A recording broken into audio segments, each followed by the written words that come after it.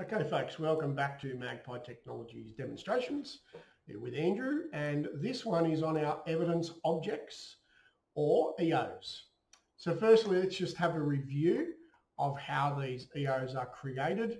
As you've seen in the past demonstration around the way we distribute cards, you send those instructions, either watch, review, respond, or please record something at work. But if I go into one of my groups, you'll see here that myself as a user of this group, to make it easy for me, I have completed green lights, amber light here.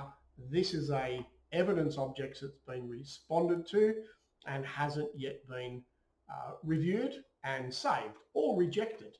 So the first thing I can do is it'll show me the date ranges, what the instructions were. Unfortunately, I didn't go and make scrambled eggs, but what I did do is just a quick video so I could show you how this works. And you can see well, it's not how to make that. scrambled eggs, but there's my content of my record collection behind my desk here. So if I'm happy with that, I could actually click accept, and doesn't look like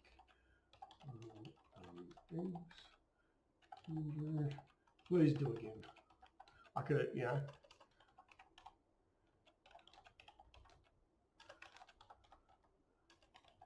So, I can have a joke here, but this is where you can accept and leave feedback. So I can confirm that. Maybe that feedback was more relevant for a rejection, but here we go. That's accepted. Green light, it's saved. Now let's go and download that. And so what we've got here, team, is a download. And there it is. Bring that over here. That's my little downloads tab. If I have a look here now, team, the video itself's there. Click on that and use that. So that's sitting in that zip file to be used. And here's our little evidence report. So this is the text file that comes with every single evidence object. Let's have a quick look through.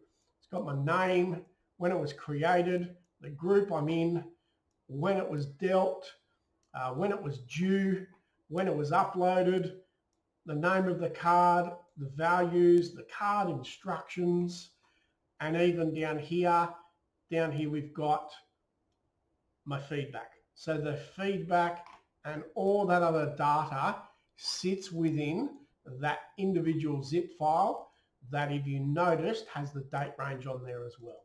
So put simply, there's that great piece of evidence. Drag that off there, so we'll just change that. I'll go back and open it this way.